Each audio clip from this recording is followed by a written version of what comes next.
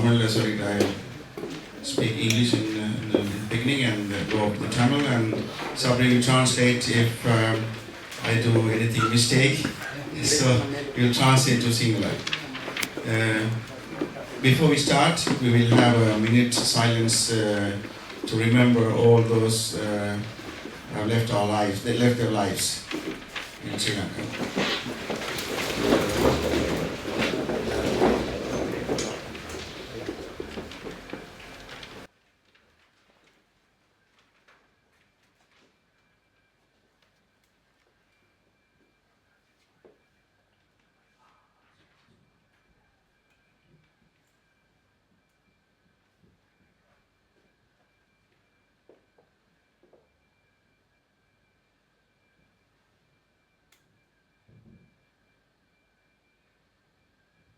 Thank you.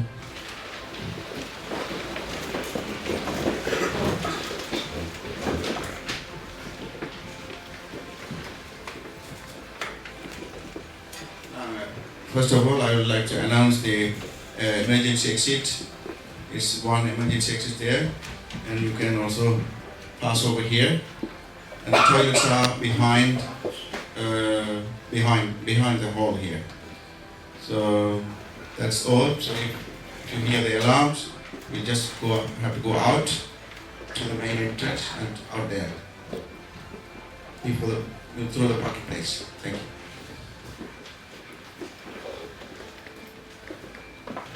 So I'll talk in Tamil. இங்கே சமூக அனைத்திற்கும் அனைவருக்கும் வணக்கம். அத்துடன் எங்களுக்காக இலங்கையிலிருந்து வந்திருக்கும் பிரதமர் விருந்தினர் சகோதரி சரோஜா சாவித்ரி போல்ராஜ் அவர்களுக்கும் வணக்கம். இங்கே நாம் பேச போகும் விடயம் இன்று வருகின்ற ஜனாதிபதி தேர்தல், அதோடு சேர்ந்த அதன் அங்கங்கள். நாம் சுதந்திரம் அடைந்த காலத்திலிருந்து, அதாவது 1948 76 வருடங்களாக இலங்கை ஆழ்ந்தது உங்களுக்கு தெரிந்த போல இரண்டு பெரிய கட்சிகள். இந்த இறுதி காலங்களிலே புதிதாக ஒரு கட்சி, அதாவது பொதுஜன பெரமுன என்ற கட்சியும் சேர்ந்து இந்த மூன்று கட்சியுமே இலங்கையை ஆண்டு கொண்டிருக்கிறார்கள், மாறி மாறி ஆட்சி நடத்தி கொண்டிருக்கிறார்கள். இந்த 77ஆம் ஆண்டிலிருந்து, ஸ்பெஷலி 77ஆம் ஆண்டுக்கு பிறகு இலங்கை உங்களுக்கு தெரிந்தது போல இலங்கையின் நிர்ணயம், அதனுடைய நிலைப்பாடு பின்தங்கி சென்று கொண்டே இருக்கிறது. காரணங்களை பலவற்றை நாம் சுட்டிக்காட்ட முடியும். அப்படி இருந்தாலும் இந்த 30 வருட போராட்டம் இது ஒரு முக்கியமான ஒரு பங்கு வகிக்கின்றது. அதனை விட இன்னொரு முக்கியமான காரணி அங்குள்ள அமைச்சர்களும் மற்றும் உள்ள அரசியல்வாதிகள். கண்மூடித்தனமான லஞ்ச செயற்பாடுகள் இதில் முக்கியமாக ஒரு விஷயம். நாம் அன்று தன்னிச்சையாக உணவு வகைகள் செய்து இருந்தோம். இன்று நிறைய உணவு வகைகள் கூடி நாங்கள் இறக்குமதி செய்ய வேண்டி இருக்கின்றது நம் நாட்டுக்கு. ஏன்? இந்த இறக்குமதியால் என்ன லாபம்? இந்த இறக்குமதியால் இன்னும் கூட லஞ்ச விடுபாடு. அப்போதான் நம்ம நாட்டிலிருந்து கொள்ளையடிக்க முடியும்.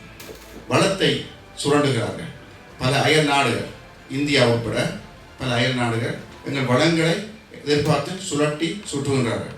உங்களுக்கு தெரிந்த போல இலங்கை நிறைய நேச்சுரல் ரிசோர்ஸ் கொண்ட ஒரு நாடு. அதுலேயும் ஸ்ரீலங்காவில் கடைசி காலங்களில் கண்டுபிடிக்கப்பட்ட கிராஃபிட்டி ஒரு முக்கியமான ஒரு அம்சம் வகிக்கின்றது. அதுவும் இலங்கையிலிருந்து சுரண்டப்பட்டு கொண்டிருக்கிறது. இதை இன்னும் எப்படி இந்த நாட்டை கூறு போட்டு அரசியல்வாதிகள் விற்கலாம் என்று அவர்கள் சிந்தித்துக் கொண்டிருக்கின்ற இந்த தருணத்திலே இந்த ஜனாதிபதி எலெக்ஷன் தேர்தல் ஒரு முக்கியமான ஒரு அம்சம் வகிக்கின்றது. பல தரவுகளின்படி, அதாவது ஸ்டாட்டிஸ்டிக்கின் படி வடக்கு கிழக்கில் கிட்டத்தட்ட 1 லட்சத்துக்கும் மேற்பட்ட பெண்கள் விதவைகளாக இருக்கார். நாட்டின் பல பாகங்களிலும் பல அங்கவீனமாக, இந்த போர்க்காலமாக அங்கவீனமாக இருக்கிறார்கள். இவர்களுக்கு வாழ்வாதாரம் இல்லை. அரசாங்கம் இவர்களுக்கு எந்த விதமான தொழில் வாய்ப்பையும் அமைத்து கொடுக்கவும் இல்லை. அவர்கள் நாளாந்தப்படும் கஷ்டம் உங்களை யாருக்கும் தெரியாதது அல்ல. அப்போ உள்ள அரசாங்கம் எந்தவித உதவியும் வழங்க முன்வரவில்லை. அதே போல இப்போ இருக்கிற அரசாங்கம் எந்தவித உதவியை அவர்களுக்கு கொடுக்கறதுக்கு முன்வரவில்லை. 10 கிலோ அரிசியை கொடுத்து மக்களை ஏமாற்றி கொண்டு இந்த எலெக்ஷன் கேம்பெயினை செய்து கொண்டிருக்கிறார்கள். இன்னும் மக்களை வந்து அடிமையாக்கி கொண்டு இருக்கிறதுக்காக தான் இந்த 10 கிலோ அரிசியை கொடுத்து கொண்டு இருக்கிறார்கள். இதில் வந்து முக்கியமாக இப்போது இருக்க ஆளும் கட்சிக்கு முக்கியமான ஒரு பெரிய பங்கு. உங்களுக்கு எல்லாருக்கும் தெரிந்த மாதிரி இலங்கையின் எக்ஸ்போர்ட், அதாவது உங்களுக்கு தெரிந்த அளவிலே பெரிய அளவிலே நாங்கள் தேயிலை எக்ஸ்போர்ட் மற்றும் ரப்பர், அதோடு நாங்கள் ஸ்பைசஸ், அதாவது இலங்கையிலிருந்து வருகின்ற ஸ்பைசஸ்லேயே ஆக ஸ்பெஷலானது கர்வா. உலகத்தில் எந்த நாட்டிலையும் கொடுக்க முடியாத அந்த கர்வா வந்து இலங்கையில் மட்டும்தான் இருக்குது. இதை கூடி நாங்கள் பெருமளவில் செய்து கொண்டிருக்கின்றோம், செய்து இன்னும் செய்யலாம். இதை இவ்விடத்தையும் நாங்கள் இன்று இழந்து நிற்கின்றோம். அயல் நாட்டிற்காக, அதாவது வேறு ஒரு நாடுகளுக்காக நாங்கள் இவ்விடத்தையும் பறிகொடுத்து கொண்டே இருக்கின்றோம். எங்கள் நாட்டை கூறு போட்டு அமெரிக்காவிலிருந்து மற்ற யூரோப் கண்ட்ரீஸ்லேருந்து இந்தியாவிலிருந்து பல நாடுகள் சைனாவின் தொடக்கம் இந்தியாவிலிருந்து எல்லாருமே நாட்டை கூறு போட்டு துண்டு துண்டாக எடுத்துக்கொண்டிருக்கிறார்கள். அதே போல் நீங்கள் பார்த்தீங்கன்னு சொன்னால் அந்த மலையக மக்கள் அவர்களுடைய வாழ்வாதாரம் கூடி பின்தங்கி போய்கொண்டிருக்கிறது. எந்த விதமான ஒரு முன்னேற்றமும் இல்லாமல் இத்தனை வருடங்களாகியும் இந்த மலையக மக்கள் இலங்கையிலே 300 வருடங்களுக்கு மேலிருந்து அவருடைய வாழ்க்கை தராதரத்தை இன்னும் கூட்ட முடியவில்லை. எந்த ஒரு அரசாங்கம் வந்தாலும் அதை அவர்களுக்காக செய்யவில்லை. அவர்கள் அங்கேயே மலையகத்தில் கூட உங்களுக்கு தெரியும் குடும்ப அரசியல்லாம் போய்கொண்டிருக்கின்றது. இதை நாங்கள் எப்படி நிப்பாட்டலாம்? இதுதான் எங்களுடைய இந்த ஆர்குமெண்ட்ல முக்கியமான ஒரு அம்சம். இது இலங்கையில் நடக்கின்ற இந்த கடைசி காலங்களில் நடந்த இவ்வளவு வருஷமாக நடந்த விஷயங்களோட குடும்ப ஆட்சி, அதாவது மலையகத்தை எடுத்துக்கொண்டாலும் குடும்ப ஆட்சி, வடக்கை கிழக்கு வடக்கை எடுத்துக்கொண்டாலும் குடும்ப ஆட்சி, கொழும்பை எடுத்துக்கொண்டாலும் குடும்ப ஆட்சி. இதை எப்படி நாங்கள் நிப்பாட்டுவது? இந்த குடும்ப ஆட்சியில முக்கியமான வைத்த அம்சம் வந்து பிரிவினைவாதம். இந்த பிரிவினைவாதத்தை கொண்டு வந்து முன்வைத்து எங்களை பிரித்து அவர்கள் கூறு போட்டு ஆண்டு கொண்டிருக்கிறார்கள். எவ்வளவு தூரத்துக்கு எவ்வளவு பிரிக்க முடியுமோ அவ்வளவு தூரத்துக்கு பிரித்து, இது வந்து வெளிநாட்டுக்காரர்கள், அதாவது வெளி சமூகத்துக்கு கூடி இது நல்ல வசதியான ஒரு விஷயம். எங்கே, அதாவது நொஸ்கில் உங்களுக்கு தெரியும், ஸ்பிளிட் தி ஹஷ் என்று சொல்லுவாங்க அந்த பழமொழி. அதாவது பிரித்து அதை வச்சுட்டு அப்படியே ஆளுன்னு சொல்லி ஸ்பிளிட் தி ஹஷ். இது ஒரு டெக்னிக். இதைத்தான் இலங்கை அரசாங்கம் 76 வருடங்களாக சிறுபான்மை இனத்துக்கு எதிராக செய்து கொண்டிருக்கிற ஒரு விஷயம்.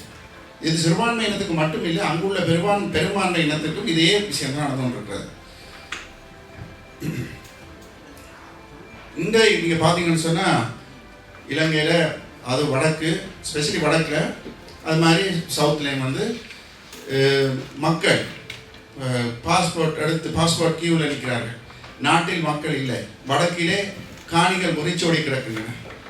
அங்கே அதை பார்க்கறதுக்கு ஆட்கள் இல்லை.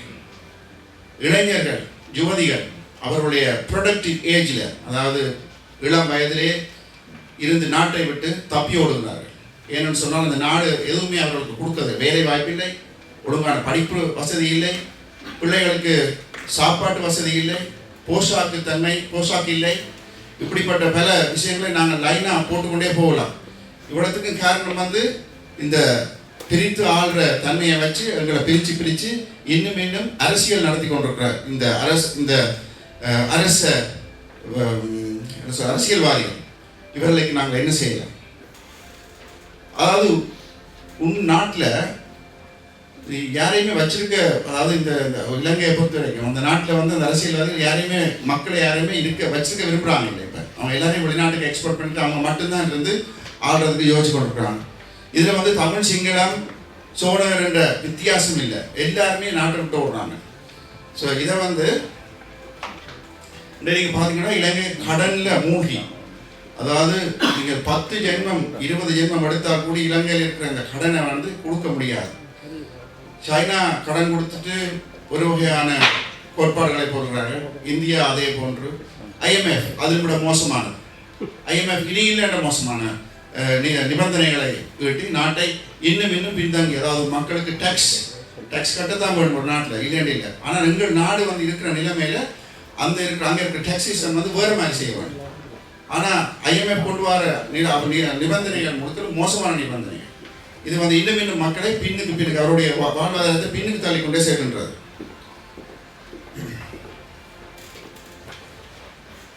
இந்த IMF இந்த நிலைப்பாடு ஏற்கனவே கீழே இருக்கும் மக்களை, கீழே வீழ்ந்து கிடக்கும் மக்களை ஏறி இன்னும் மிதிக்குமான ஒரு ஒரு அரசியல். நாட்டில் எவ்வளவோ பிள்ளைகள் இந்த வளரும் பருவத்திலே சத்துள்ள சாப்பாடு இல்லாமல் 3 நேர சாப்பாடு இல்லாமல் தவிக்கிறார்கள். இதெல்லாம் கொஞ்சம் கூட சிந்தித்து பார்க்க முடியாது.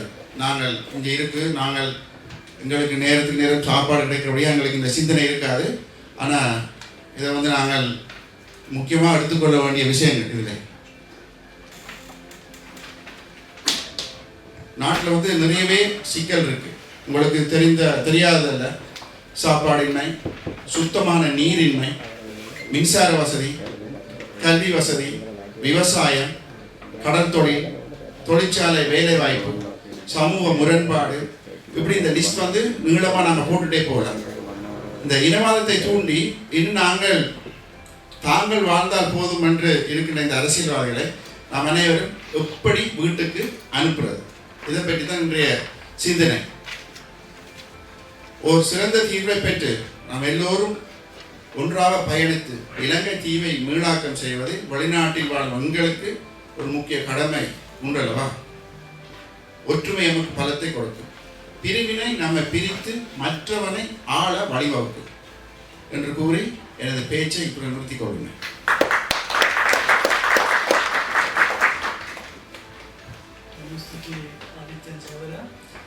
එතුමා ප්‍රකාශ කරේ දැන් අපේ රටේ තියෙන ප්‍රශ්න ආත්මාර්ථකාමී දේශපාලනඥයන් නිසා තියෙන දූෂණයක් නිසා අපේ රටේ තියෙන සම්පත් හරියට පාවිච්චි කරන්න බෑ කියන එක රටේ තියෙන ප්‍රශ්නත් එක්ක මීට වැඩිය අපිට වෙනසක් කරන්න ඕනේ. ඒක නිසා තමයි අපේ සහෝදර සහෝදරිය ඇවිල්ලා තියෙන්නේ. අපිත් එක්ක සාකච්ඡා කරන්න. අපි වැඩි වෙලා ගන්න නැතුව අපි ආරාධනා කරමු අපේ වෛද්‍ය සරත් නිතසිංහ මහතාට welcome speech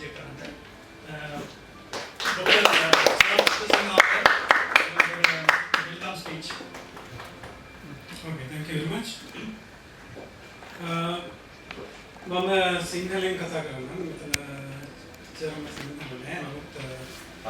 එකනේ ට්‍රාන්ස්ලේට් කරන්න ඕනේ ටැබ්ලෙට් එකේ. Okay, but I can speak in English.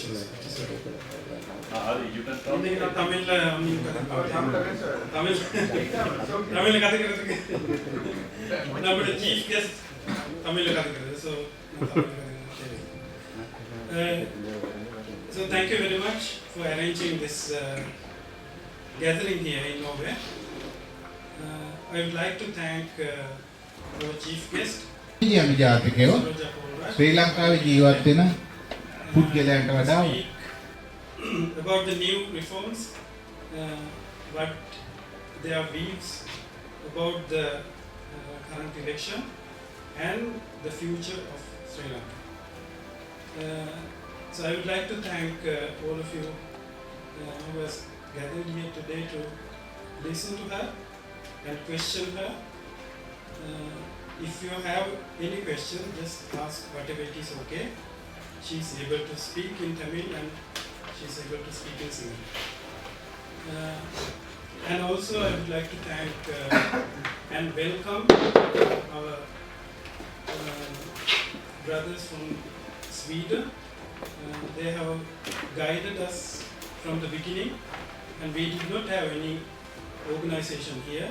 We are not JVPS, we are not NPPS, but we are for the future of our country. We need that change to happen. So that is why we are here. So I would like to welcome again our chief guest, Saroja Polraj. And I think all of you here, many of you have been here in Norway for 5 years, some are 10 years, some are more than 30 years.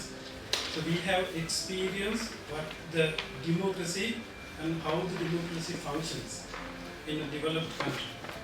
So that is what we want in our country also. That is the only reason that we are here today. So because we have seen how the government functions here, how the health sector functions here, how the education system functions here, how the law of rule functions here. We can't do whatever we want here because everything is regulated by law. But in Sri Lanka, I have a question whether all the politicians and everyone is under the rule, under the same rule. That is not, so far we have not experienced. So that is the real change that what we are expecting from you.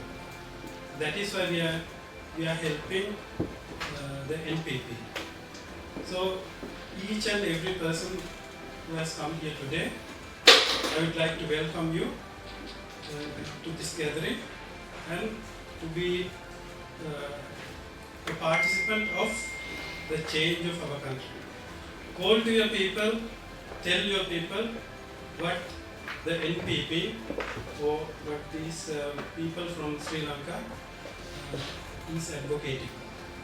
So all of you can do a little change in our country.